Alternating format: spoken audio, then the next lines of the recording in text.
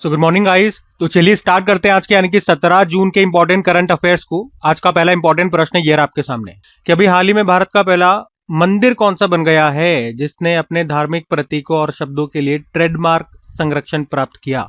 तो आंसर होगा श्री जगन्नाथ मंदिर, जो कहाँ पर है, पुरी उड़ीसा में। तो पुरी का जो श्री जगन्नाथ मंदिर है ये भारत का पहला मंदिर बन गया है जिसे अपनी खास धार्मिक पहचान और प्रतीकों के लिए ट्रेडमार्क संरक्षण प्राप्त हुआ है। अच्छा, किन किन चीज़ों के लिए ट्रेडमार्क मिला है? तो एक तो आनंद बाजार, ये मंदिर परिसर में ही महाप्रसाद बेचने का एक प्रसिद्ध स्थान है जहाँ पे प्रसाद बेचा जाता है, उसको बोलते हैं आनंद बाजार। उसके अलावा पतित पावन शब्द को, ये भगवान जगन्नाथ जी का ही एक पवित्र नाम है और जगन्नाथ मंदिर के शिखर पर टॉप पर एक नीले कलर का पवित्र चक्र है जिसको बोलते हैं नीला चक्र। तो इन तीनों को ट्रेडमार्क प्राप्त हुआ। अच्छा, ट्रेडमार्क मिलने से क्या होगा? अब कोई भी व्यक्ति इन नामों का, इन प्रतीकों का अपने मनमाने तरीके से व्यावसायिक उपयोग नहीं कर पाएगा। अगर कोई करता भी है, बिना अनुमति के कोई इसका यूज करता है तो उसके खिलाफ कानूनी कार्रवाई की जाए। अच्छा, अगर बात करें श्री जगन्नाथ मंदिर के बारे में कुछ महत्वपूर्ण बिंदु आपको बता दूं। पहले तो याद रखना है ये कहाँ पर है, पूरी उड़ीसा में है और किस शैली में ये बना है। तो आंसर करना कलिंग शैली, नागर शैली का उपक्रम है। यहाँ पे कौन कौन से देवता विराजमान है? भगवान जगन्नाथ, उनकी बहन देवी सुभद्रा और उनके भाई भगवान बलभद्र। इस मंदिर का निर्माण कब हुआ था? 12वीं शताब्दी में। किसके द्वारा? अनंत वर्मन चोडगंग देव के द्वारा। अच्छा, इस मंदिर की विशेषता क्या है? तो इस मंदिर की छाया के बारे में, जो शेडो बनती है ना, उसके बारे में ये प्रसिद्ध लोक मान्यता है कि उसकी शेडो आपको दिखाई नहीं देगी जमीन। उसके अलावा एक अनोखी बात ये और है कि यहाँ की जो मूर्तियां हैं वो पत्थर या किसी धातु से नहीं बल्कि लकड़ी से बनी हुई, और ये हिंदुओं के 4 धामों में से एक धाम है। और एक प्रसिद्ध उत्सव के बारे में हम पढ़ते हैं, रथ यात्रा। वो बड़ा धूमधाम से यहाँ मनाया जाता है हर साल, लाखों श्रद्धालु इसमें शामिल हुए। ठीक है। अच्छा, ट्रेडमार्क से आप क्या समझ? चलो एक काम करता हूँ, इसी तरह से जैसे ट्रेडमार्क आप सुनते होंगे, पेटेंट सुनते होंगे, कॉपीराइट हो गया, जीआई टैग तो हम पढ़ते ही रहते हैं। इन सब के बारे में छोटा सा अंतर मैं आपको बता देता हूँ ताकि सारी चीजें एक साथ क्लियर हो जाए। ये सब आपकी बौद्धिक संपदा है, इंटेलेक्चुअल प्रॉपर्टी आप जिसे कहते हो, लेकिन हर चीज के लिए अलग अलग नाम है। जैसे पेटेंट की बात कर, पेटेंट मतलब जैसे आपने कोई नया आविष्कार किया, कोई नई तकनीक बना दी, कोई मशीन बना दी, कोई इंजन बना दिया, कुछ भी आपने नया आविष्कार कर दिया, तो आपके आविष्कार का पेटेंट ले लो। फिर आपके उस आविष्कार को कोई कॉपी नहीं कर पाएगा, बिना आपके परमिशन के कोई इसे यूज नहीं कर पाएगा। ठीक है। तो मैं जो बताना चाह रहा हूँ आपको, अंतर सिर्फ इतना है कि इनमें अंतर क्या है। बाकी ये सब नाम आपने ऑलरेडी कई बार सुने। तो पेटेंट का मतलब, या पेटेंट किन के लिए दिया जाता है? अगर कोई आपने आविष्कार किया है तो कॉपीराइट दिया जाता है कोई साहित्यिक चीज़ों के लिए, कलात्मक चीज़ों के लिए, जैसे कोई रचनात्मक चीज़ें हो गई, जैसे आपने कोई कहानी लिख दी, कोई मूवी बना दी, कोई वीडियो आपने बना ली, कोई बुक आपने लिख दी, कोई नॉवेल आपने लिख दिया। ठीक है। तो सारी साहित्यिक चीज़ें, कलात्मक चीज़ें, रचनात्मक चीज़ें सब इसमें आ जाती है। जैसे यूट्यूब में आप कई बार सुनते होंगे कॉपीराइट आ गया। ठीक है। बिना उसकी परमिशन के उसको आप यूज़ नहीं कर सकते। उसने कोई सॉन्ग गाया, कोई सॉन्ग लिखा, कोई नॉवेल हो गया, तो ये सब चीज़ें इसके अंदर आ जाती है। ट्रेडमार्क किन के लिए होता है? कंपनियों के नामों के लिए, उनके लोगों के लिए, उनका प्रतीक चिन्ह।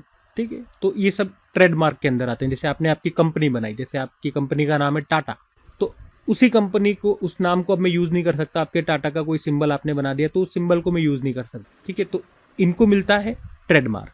और जीआई टैग हम पढ़ते ही रहते हैं, किसी विशेष क्षेत्र के विशिष्ट उत्पाद को दिया जाता है जीआई टैग। ठीक है। सारे के सारे बौद्धिक संपदा ही है, सभी दिमाग का इस्तेमाल करके आप चीज़ें बना रहे हो, लेकिन उनको अलग अलग कैटेगरी में हमने डिवाइड कर दिया और अलग अलग नाम दे दिए। इसी तरह का प्रश्न था, तो मेरे को लगा कि मैं आपका डाउट क्लियर कर दूं। बहुत से स्टूडेंट्स का डाउट रहता है। ठीक है। तो प्रश्न इंपॉर्टेंट रहेगा, ध्यान में रखना।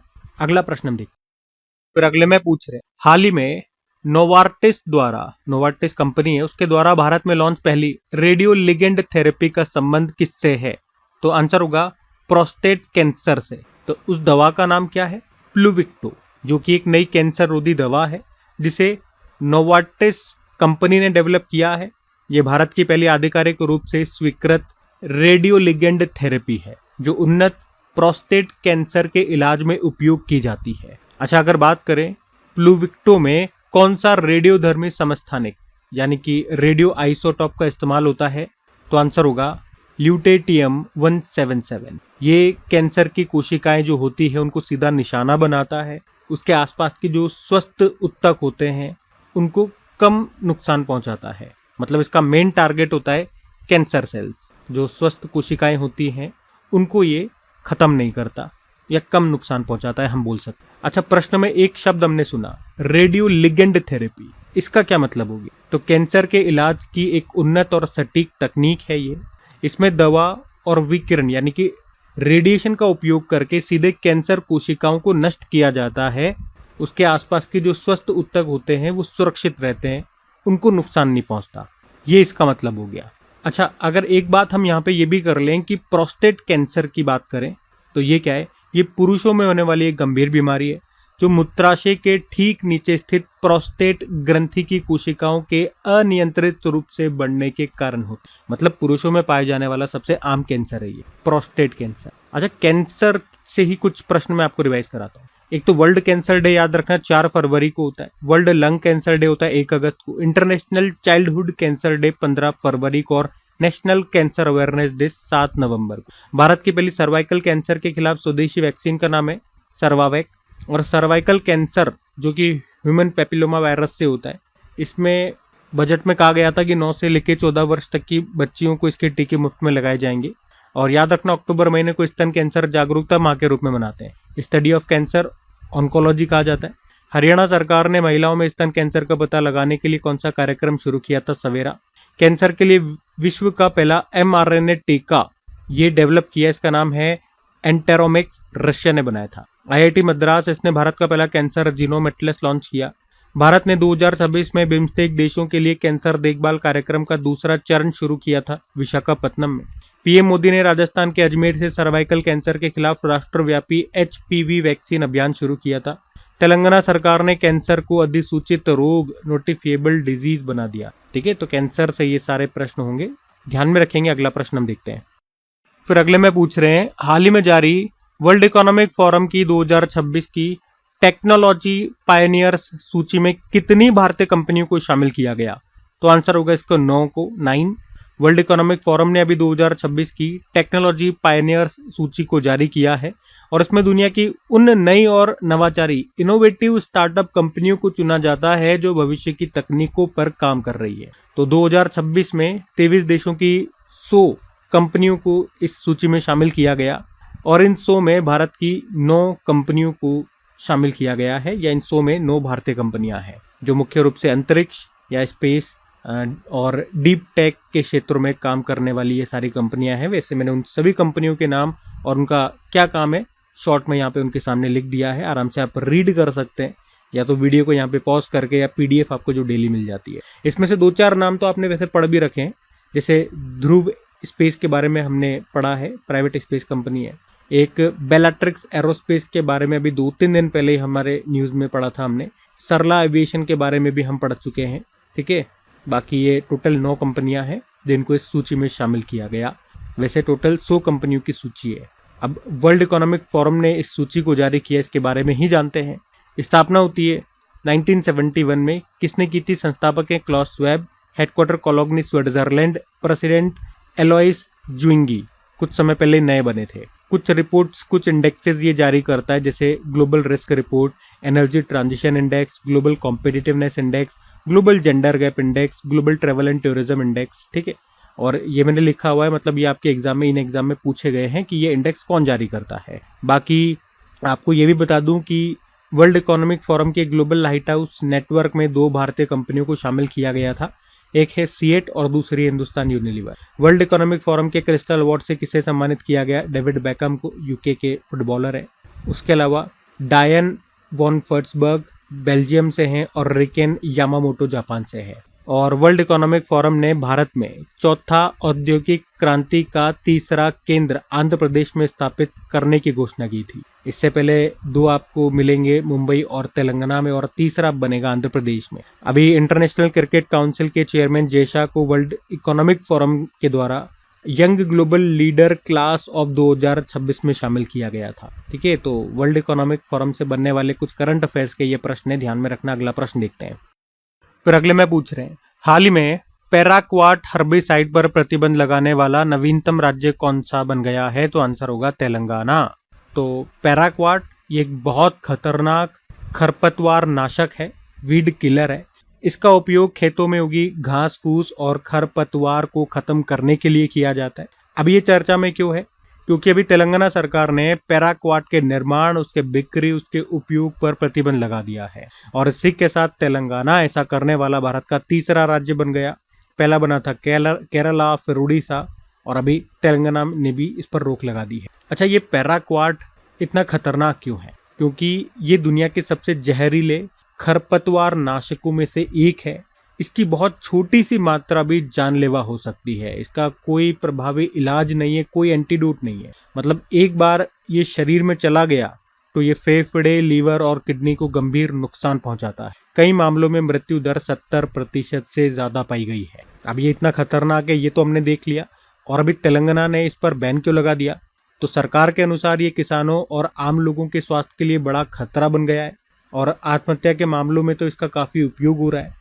मतलब जिन किसानों को अगर कभी आत्महत्या करने का सोचते हैं तो इसका इस्तेमाल कर लेते, एक बार पिया और निमट गया इंसान। वहाँ के अस्पतालों में इसके कई गंभीर मामले सामने आए हैं। कोई एंटीडोट नहीं है, कोई इलाज नहीं है, तो कुछ कर नहीं पाते डॉक्टर। अच्छा, ये सब होने के बावजूद भी किसान फिर भी इनका इस्तेमाल क्यों करते हैं? भाई, किसानों को पता है कि इसका इस्तेमाल करेंगे गलती से हमारे सांस के द्वारा या हमारे अंदर गलती से भी अगर ये चला गया तो जीवन के लिए बहुत खतरा हो जाएगा। फिर भी किसान इसका इस्तेमाल करते हैं। क्यों? क्योंकि एक तो ये खरपतवार को बहुत तेजी से खत्म करता है, इसकी जो कीमत होती है वो बहुत कम होती है, और खेतों में मजदूरों की कमी होने पर ये आसान विकल्प बन जाता है किसानों की। अब ऐसा करने वाला तेलंगाना तीसरा राज्य बन गया है। तेलंगाना की बात है तो ये रहा मैप में तेलंगाना। कैपिटल हैदराबाद होती है, और हैदराबाद किस नदी के किनारे स्थित है? मूसी नदी के किनारे। मुख्यमंत्री रेवंत रेड्डी एंड गवर्नर है शिव प्रताप शुक्ल। ये आंध्र प्रदेश से अलग होकर के नवीनतम राज्य बना था 2014 में, 2 जून 2014 को। यहाँ का राजकीय पक्षी भारतीय रोलर हो गया, पशु है जिंका हिरण, वृक्ष है जम्मी चेट्टू, पुष्प है तांगिदू, उत्सव होता है सदर सम्मेलन। कुछ करंट अफेयर्स के प्रश्न अगर यहाँ से रिवाइज करेंगे आप, तो निवेशक दीदी पहल के दूसरे चरण को शुरू किया गया था हैदराबाद में। बतुकम्मा उत्सव मनाया गया। एशिया का सबसे बड़ा नागरिक उड्डयन कार्यक्रम विंग्स इंडिया 2026 का आयोजन हुआ था बेगमपेट हवाई अड्डा हैदराबाद में। तेलंगाना पुलिस ने साइबर धोखाधड़ी के मामलों में म्यूल बैंक खातों के दुरुपयोग को रोकने के लिए ऑपरेशन क्रैकडाउन शुरू किया था। 23वां बायो एशिया 2026 सम्मेलन हुआ था हैदराबाद में। इंदिराम्मा परिवार जीवन बीमा योजना शुरू हुई यहाँ। भू भारती पोर्टल यहाँ पे लॉन्च हुआ था। नीति आयोग के अटल इनोवेशन मिशन ने तेलंगाना में 2 नई पहल शुरू की थी। ATL सारथी, अटल टिंकरिंग लैब सारथी, और मेंटोर इंडिया अकेडमी। तेलंगाना सरकार ने कैंसर को अधिसूचित रोग यानी कि नोटिफिएबल डिजीज बना दिया है। दूसरा रग्बी प्रीमियर लीग 2026 हुआ था गाचीबौली स्टेडियम हैदराबाद में। डॉक्टर श्रीनिवास राव को हैदराबाद में साल 2024-25 के लिए प्रोफेसर MS स्वामीनाथन पुरस्कार से सम्मानित किया गया। तेलंगाना सरकार ने प्रोजेक्ट संजीवनी नाम से एक योजना शुरू की, और भारत की पहली स्पेस टेक यूनिकॉर्न कंपनी बन गई है स्काईरूट एरोस्पेस, जिसका मुख्यालय है हैदराबाद में। प्रधानमंत्री नरेंद्र मोदी ने तेलंगाना के वारंगल में भारत का पहला PM मित्र पार्क का उद्घाटन किया था। और तेलंगाना के खम्मम जिले के वेंकटपुरम गांव में भारत का पहला महिला स्वयं सहायता समूह द्वारा संचालित सौर ऊर्जा संयंत्र शुरू हुआ था। तेलंगाना सरकार ने महिलाओं की सुरक्षा और रोजगार को बढ़ाने के लिए स्त्री राइड नाम से एक पहल भी शुरू की थी। तो ये सब प्रश्न आपके करंट अफेयर से बनेंगे तेलंगाना से, ध्यान में रखना। अगला प्रश्न देखते हैं। फिर अगले में पूछ रहे हैं, हाल ही में प्रधानमंत्री नरेंद्र मोदी को स्लोवाकिया का कौन सा सर्वोच्च राष्ट्रीय सम्मान प्रदान किया गया? तो आंसर होगा order of the white double cross. अभी आपको याद होगा, अभी कुछ दिन पहले ही हमने पढ़ा था कि प्रधानमंत्री नरेंद्र मोदी अभी एक तो फ्रांस और स्लोवाकिया की यात्रा पर गए हुए हैं। फ्रांस गए तो वहां तो वो G7 समिट को होस्ट करेंगे, और उसी के साथ वो स्लोवाकिया देश भी जाएंगे। तो अभी जब वो स्लोवाकिया गए, स्लोवाकिया की कैपिटल ब्रातिस्लावा, तो उसी दौरान स्लोवाकिया का सबसे बड़ा जो राष्ट्रीय सम्मान होता है order of the white double cross, उससे उनको सम्मानित किया गया। उनको ये सम्मान क्यों दिया गया? तो स्लोवाकिया के जो राष्ट्रपति हैं पीटर पेलिग्रिनी, उन्होंने ये सम्मान भारत और स्लोवाकिया के बीच दोस्ती और सहयोग बढ़ाने में PM मोदी के योगदान जो रहा है उसके लिए उनको ये सम्मान दिया है। तो ये स्लोवाकिया का सर्वोच्च राष्ट्रीय सम्मान है। नाम मैंने आपको बताया order of the white double cross, ये नाम जरूर ध्यान रखना, एग्जाम में आ सकता है ये नाम। आमतौर पर यह सम्मान विदेशी नागरिकों और नेताओं को दिया जाता है। इसे उन लोगों को दिया जाता है जिन्होंने स्लोवाकिया और अन्य देशों के बीच संबंध मजबूत करने में महत्वपूर्ण भूमिका निभाई। और इस तरह से आप देख सकते हो कि PM मोदी को मिलने वाला किसी दूसरे देश का ये 33वां अंतर्राष्ट्रीय सम्मान है। मतलब 33 देशों के सम्मान PM मोदी को अभी तक मिल चुके हैं। और हमने ये पॉइंट भी पढ़ा था, स्लोवाकिया की स्वतंत्रता के बाद किसी भी भारतीय प्रधानमंत्री की ये पहली वहां पर आधिकारिक यात्रा है, जो है पीएम मोदी। मैं आपको ये रिवाइज करवा देता हूँ, पीएम मोदी को अभी 2026 में कौन कौन से देशों के सम्मान मिले। एक तो इजराइल की संसद ने उनको मेडल ऑफ द नेसेट से सम्मानित किया था। ये इजराइल की संसद का, या यूं कहूं कि इजराइल की सर्वोच्च संसदीय सम्मान है, speaker of the Knesset medal इसको कहते हैं, और वही सम्मान पाने वाले पहले वैश्विक नेता बने पीएम मोदी। उसके अलावा अभी ये स्वीडन गए थे तो वहाँ का सर्वोच्च सम्मान order of the polar star मिला। फिर नॉर्वे गए थे तो वहाँ का मिला था नॉर्वेजियन ऑर्डर ऑफ मेरिट, और अभी स्लोवाकिया का उनको मिल गया। अभी ये रोम भी गए थे, मतलब इटली की जो कैपिटल है रोम, इटली गए थे, तो रोम में ही फूड एग्रीकल्चर ऑर्गेनाइजेशन का मुख्यालय है, तो वहीं पे फूड एग्रीकल्चर ऑर्गेनाइजेशन ने उनको अपना सबसे बड़ा सम्मान, जिसे कहते हैं एग्रीकोला मेडल 2026 से भी सम्मानित किया। ठीक है, तो ये लेटेस्ट अभी 2026 वाले इनको जो सम्मान मिले वो मैंने आपको रिवाइज करा है। बाकी अभी किस देश की बात हम कर रहे हैं, स्लोवाकिया की, तो ये रहा मैप में स्लोवाकिया, यूरोपियन कंट्री है। कैपिटल जरूर याद रखना, ब्रैटिस्लावा, करेंसी यूरो है, प्रधानमंत्री रॉबर्ट फीको और प्रेसिडेंट है पीटर पेलेग्रिनी। ठीक है, तो ये सब ध्यान में रखेंगे। अगला प्रश्न देखते हैं। फिर अगले में पूछ रहे हैं, टाइम मैगजीन की 2026 की 100 सबसे प्रभावशाली खेल हस्तियों की सूची में शामिल होने वाली एकमात्र भारतीय कौन है? तो आंसर होगा स्मृति मंदाना। तो टाइम मैगजीन ने अभी भारतीय महिला क्रिकेट टीम की उप कप्तान जो है स्मृति मंदाना, इनको 2026 की 100 सबसे प्रभावशाली खेल हस्तियों की सूची में शामिल किया है, और वे इस सूची में शामिल होने वाली एकमात्र भारतीय हैं। उनका इस सूची में स्थान है 41वां। तो टाइम मैगजीन यह हर साल दुनिया के सबसे जो असरदार, जो इन्फ्लुएंशियल खिलाड़ी होते हैं उनकी लिस्ट बनाती है, और इस बार इस लिस्ट में एकमात्र ये भारतीय खिलाड़ी हैं, स्मृति मंदाना। स्मृति मंदाना वे भारतीय महिला क्रिकेट की सबसे सफल बल्लेबाजों में से एक हैं। उन्होंने तीनों फॉर्मेट में, टेस्ट हो, ओडीआई हो, टी20 हो, उसमें शतक बनाए हैं, और वे एक कैलेंडर ईयर में 1000 से ज्यादा रन बनाने वाली पहली महिला क्रिकेटर भी हैं। अच्छा, टाइम्स से ही आपको याद आएगा, टाइम्स हायर एजुकेशन की एशिया यूनिवर्सिटी रैंकिंग 2026 आई थी, और उसमें भारत से रिकॉर्ड 128 यूनिवर्सिटीज़ को शामिल किया गया, लेकिन कोई भी यूनिवर्सिटी टॉप 10 या टॉप 40 में भी नहीं पहुंची थी। लेकिन फिर भी अगर बात करें कि सबसे अच्छा रैंक किस भारतीय यूनिवर्सिटी को मिला था, तो वो था आईआईएससी बेंगलुरु, एशिया में 43rd नंबर पे थी। और वैसे पूरी लिस्ट में एशिया में टॉप यूनिवर्सिटी बताई गई थी चाइना की सिंघुआ यूनिवर्सिटी। इसी तरह आपको याद होगा, टाइम मैगजीन ने दुनिया के 100 द वर्ल्ड ग्रेटेस्ट ऑफ 2026 की सूची जारी की थी। उसमें भारत के 4 स्थानों को शामिल किया गया था, एक जोधपुर का मारो खेत, एक उत्तराखंड का शक्ति हिमालय प्राण लॉन्च, और मध्य प्रदेश का द ओबेरॉय राजगढ़ पैलेस, और दिल्ली का AABBCC। ये एक तरह का रेस्टोरेंट टाइप था कुछ, जहाँ पे फूड वगैरह मिलता है। बाकी टाइम मैगजीन की बात करें, इसकी स्थापना होती है 1923 में, मुख्यालय न्यूयॉर्क सिटी। ये अमेरिका की पहली साप्ताहिक न्यूज मैगजीन थी। और आपको बता दूं कि इसने पर्सन ऑफ द ईयर 2025 चुना था आर्किटेक्ट ऑफ एआई को, और CEO ऑफ द ईयर 2025 चुना था जो यूट्यूब के CEO हैं नील मोहन को। ठीक है, तो ये सब ध्यान में रखना। अगला प्रश्न देखते हैं। फिर अगले में पूछ रहे हैं कि Prix Versailles world's most beautiful airports 2026 की सूची में शामिल भारतीय हवाई अड्डों में से कौन सा है? ये 4 ऑप्शन है, इसमें से कौन सा इसमें शामिल है? तो आंसर हो जाएगा Navi Mumbai international airport. Actually में एक नहीं 2, भारत के 2 नए हवाई अड्डा टर्मिनलों को अभी दुनिया के सबसे सुंदर एयरपोर्ट्स की सूची में, जिसका नाम है Prix Versailles world's most beautiful airports 2026 की सूची में अभी जगह मिली है। वो दोनों हवाई अड्डे कौन कौन से हैं? Navi Mumbai international airport terminal 1, और जो गुवाहाटी का लोकप्रिय गोपीनाथ बारदोलाई इंटरनेशनल एयरपोर्ट है, इसका टर्मिनल 2 को शामिल किया गया। तो प्रिक्स वर्साइलिस ये क्या है? ये एक प्रतिष्ठित अंतर्राष्ट्रीय वास्तुकला, आर्किटेक्चर और डिजाइन पुरस्कार है, जो हर साल पेरिस में यूनेस्को के मुख्यालय में दिया जाता है। ये पुरस्कार उन इमारतों को सम्मानित करता है जो सुंदर डिजाइन वाली हो, पर्यावरण के अनुकूल हो, आधुनिक तकनीक का उपयोग करती हों और लोगों को बेहतर अनुभव प्रदान करती। ठीक है, तो एक है नवी मुंबई इंटरनेशनल एयरपोर्ट। इसका जो डिज़ाइन है वो कमल से प्रेरित है, लोटस की तरह है, जो कि आधुनिक और भविष्यवादी वास्तुकला को दर्शाता है। जो दूसरा है गुवाहाटी हवाई अड्डा, जैसे आप कहोगे लोकप्रिय गोपीनाथ बारदोलाई इंटरनेशनल एयरपोर्ट, इसका टर्मिनल नंबर 2। ये क्यों खास है?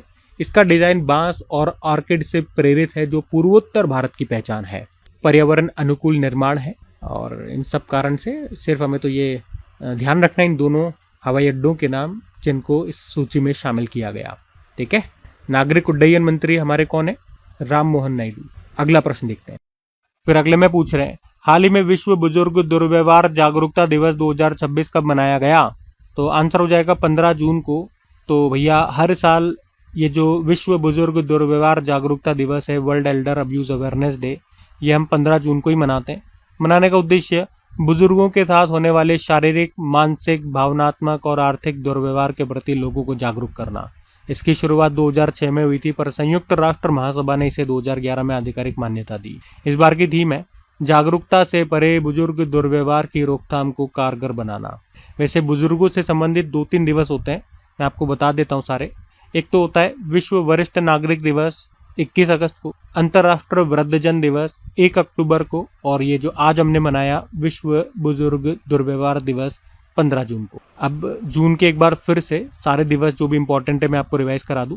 1 जून को वर्ल्ड मिल्क डे, 1 जून को ग्लोबल पेरेंट्स डे, 3 जून को वर्ल्ड बाइसिकल डे, 5 जून को विश्व पर्यावरण दिवस, 7 जून को विश्व खाद्य सुरक्षा दिवस, 8 जून को विश्व महासागर दिवस, 8 जून को वर्ल्ड ब्रेन ट्यूमर डे, 9 जून को इंटरनेशनल आर्काइव्स डे अंतर्राष्ट्रीय अभिलेखागार दिवस, 9 जून को विश्व प्रत्यायन दिवस, 10 जून को सभ्यताओं के बीच संवाद के लिए अंतर्राष्ट्रीय दिवस, 10 जून को अंतर्राष्ट्रीय नेत्रदान दिवस, 11 जून को अंतर्राष्ट्रीय खेल दिवस, 12 जून को विश्व बाल श्रम निषेध दिवस, 13 जून को एल्बिनिज्म अवेयरनेस डे, 14 जून को विश्व रक्तदाता दिवस, 15 जून को ग्लोबल विंड डे, और 15 जून को ही अभी ये हमने world Elder abuse awareness day के रूप में मनाया। ठीक है, तो ये सब ध्यान में रखेंगे। अगला प्रश्न हम देखते हैं। फिर अगले में पूछ रहे हैं, दुनिया की पहली कार्यशील न्यूक्लियर क्लॉक किस आइसोटॉप पर आधारित है? तो आंसर होगा थोरियम 229। अब इस प्रश्न को मैं आपको आराम से समझाता हूँ। देखो, अभी तक हम जिन परमाणु घड़ियों एटॉमिक क्लॉक का उपयोग करते हैं वे परमाणु के इलेक्ट्रॉनों की गति के आधार पर समय को मापती है, लेकिन अभी वैज्ञानिकों ने पहली बार एक न्यूक्लियर क्लॉक बनाई है जो थोरियम 229 परमाणु के नाभिक यानी कि न्यूक्लियस में होने वाले ऊर्जा परिवर्तन को मापकर समय बताती है। अब जो परमाणु घड़ियां होती थी वो इलेक्ट्रॉनों के आधार पर होती थी जो बाहरी प्रभावों से थोड़ा प्रभावित हो सकते हैं, पर न्यूक्लियर क्लॉक की क्या खास बात है? ये नाभिक यानी कि न्यूक्लियस पर आधारित है, और जो आपको पता है न्यूक्लियस अंदर की साइड होता है, इलेक्ट्रॉन्स बाहर की साइड होते हैं, तो ये अंदर की साइड होने के कारण बाहरी प्रभावों से लगभग सुरक्षित रहता है, कम प्रभावित होता है या ना के बराबर प्रभावित होता है। इस कारण से जो ये न्यूक्लियर क्लॉक समय को मापती है वो बाहरी प्रभावों से प्रभावित नहीं होता, और अभी ये अभूतपूर्व सफलता यूरोप और चीन के स्वतंत्र वैज्ञानिकों की 2 अलग अलग टीमों ने हासिल की है। अब इसका फायदा क्या होने वाला है? समय मापने में और अधिक सटीकता मिलेगी, लंबे समय तक स्थिरता रहेगी, विद्युत और चुंबकीय हस्तक्षेप का कम असर होगा, ब्रह्मांड के रहस्यों जैसे डार्क मैटर की खोज में मदद मिलेगी, भौतिकी के नए नियमों को समझने में उपयोगी होगा। ये इतना डिटेल हमारे काम का नहीं है, इतना सा ध्यान रखना कि ये जो नई एटॉमिक क्लॉक्स है इसमें किस आइसोटॉप का इस्तेमाल किया गया या किसके आइसोटॉप पर यह आधारित है, तो थोरियम। और कौन सा? थोरियम 229। अच्छा, आइसोटॉप का मतलब समझते हो? जिसे आप हिंदी में बोलते हो समस्थानिक, मतलब किसी भी एक रासायनिक तत्व केमिकल एलिमेंट के अलग अलग रूप हो सकते हैं। इनके रूपों की क्या खास बात है कि इनमें जो परमाणु क्रमांक होता है, एटॉमिक नंबर, ये डिसाइड होता है प्रोटॉनों की संख्या से, वो समान होती है सब में, लेकिन जो न्यूट्रॉन्स की संख्या होती है वो अलग अलग होती है, इसलिए इनका द्रव्यमान यानी कि मास भी अलग अलग होता है। इन सबकी केमिकल प्रॉपर्टीज तो सेम होती है लेकिन फिजिकल प्रॉपर्टी सबकी अलग अलग होती है। ठीक है, इतना आप ध्यान रख लो। अभी हम अगला प्रश्न देखते हैं। फिर अगले में देखो क्या पूछ रहे हैं, अभी हाल ही में पहले made in India C295 aircraft की पहली टेस्ट फ्लाइट कहाँ पर हुई है? तो आंसर होगा गुजरात में। अभी 10 जून को ही भारत में बने पहले C295 सैन्य परिवहन विमान ने अभी गुजरात के वडोदरा में अपनी पहली सफल परीक्षण उड़ान भरी है। C295 क्या है? हमने कहा ये एक मिलिट्री ट्रांसपोर्ट एयरक्राफ्ट है जिसका उपयोग सैनिकों, हथियारों, सैन्य उपकरणों और राहत सामग्री को एक स्थान से दूसरे स्थान तक पहुंचाने में इसका इस्तेमाल किया जाएगा। इसे किसने बनाया? तो इस विमान को टाटा एडवांस सिस्टम लिमिटेड और Airbus defence and space company ने मिल करके इसको तैयार किया है। कहाँ पर बनाया? तो अभी इसको बनाया गया वडोदरा में। वडोदरा में जो टाटा एयरबस फैक्ट्री है वहाँ पर इसका निर्माण हुआ है, मतलब वहाँ पे असेंबल किया गया है इसको। एक्चुअली हमें टोटल इस तरह के कितने विमान खरीदने हैं? तो आंसर होगा 56। भारतीय वायुसेना ने टोटल 56 C295 विमानों का ऑर्डर दिया था, जिसमें से 16 विमान तो स्पेन में ही एयरबस पूरे बना करके देगा। बाकी के जो 40 विमान हैं वो भारत में ही असेंबल किए जाएंगे, जो टाटा और एयरबस मिलकर के तैयार कर रहे हैं। कहाँ पर? गुजरात में। ठीक है, तो ये ध्यान में रखना। और ये थी आज की हमारी करंट अफेयर्स की क्लास। कमेंट करके ज़रूर बताना सेशन आपको कैसा लगा। अच्छा लगे तो प्लीज़ इसे अपने दोस्तों के साथ में स्टडी ग्रुप में एक बार शेयर ज़रूर करना। वीडियो को लाइक नहीं करा तो लाइक कर देना। बाकी डेली इनकी PDF आपको मिल जाती है अपनी क्रैक एग्जाम एप्लीकेशन पे। और क्विज़, हाँ, प्रैक्टिस के लिए इनकी क्विज़ बहुत ज़रूरी है, वो भी आपको वहीं पर मिलेगी। क्रैक एग्जाम एप्लीकेशन का लिंक नीचे डिस्क्रिप्शन बॉक्स में है। बाकी चलो अभी कल के करंट अफेयर्स का हम क्विक रिवीजन कर लेते हैं और सेशन एंड करते हैं। तो कल पहला प्रश्न क्या पूछा था कि रजा पर्व फेस्टिवल का आयोजन ये कहाँ पर हुआ? तो आंसर हो जाएगा उड़ीसा में। फिर अगले में पूछा वैश्विक पवन दिवस, पवन ऊर्जा दिवस बोल दो, ये कब मनाया गया? तो आंसर होगा 15 जून को। झारखंड के अभी किन उत्पादों को GI टैग मिला? वैसे तो टोटल 11 उत्पादों को मिला है, इसमें से ये तीनों भी हैं, मुंडा ज्वेलरी, भगया सिल्क, कुचाई सिल्क। फिर अगले में पूछा कि भारतीय कृषि अनुसंधान परिषद के द्वारा किसानों की सहायता के लिए शुरू किए गए AI आधारित चैटबॉट का नाम क्या है? ऑयल सीड्स किसान मित्र। फिर पूछा ILO International Labour Organization convention number 193 मुख्य रूप से किन श्रमिकों की सुरक्षा के लिए अपनाया गया? गिग और प्लेटफॉर्म वर्कर्स के लिए। फिर पूछा था किसने भारत का पहला स्वदेशी और डिस्टिल्ड वीडियो AI मॉडल वार्या को लॉन्च किया? तो आंसर होगा अवतार ने। IIT मद्रास के द्वारा जारी मानव ब्रेन स्टेम के 3D एटलस का नाम क्या है? एंकर इसका नाम है। और फिर पूछा श्रम आंकड़ों पर उच्च स्तरीय तकनीकी विशेषज्ञ समिति का अध्यक्ष बनाया गया है अलक N शर्मा को। और आखिरी प्रश्न था दुनिया के पहले खरबपति ट्रिलियनेयर कौन बन गए? तो आंसर होगा एलन मस्क। बाकी चलो कल का भी होमवर्क प्रश्न देख लेते हैं और सेशन एंड करते हैं। तो कल पूछा था भारत का पहला राष्ट्रीय गौ संस्कृति संग्रहालय कहाँ पर स्थापित होगा? तो आंसर होगा मथुरा में। आप सभी ने प्रश्न का बिल्कुल सही उत्तर दिया। अब ये आज का आपका होमवर्क प्रश्न।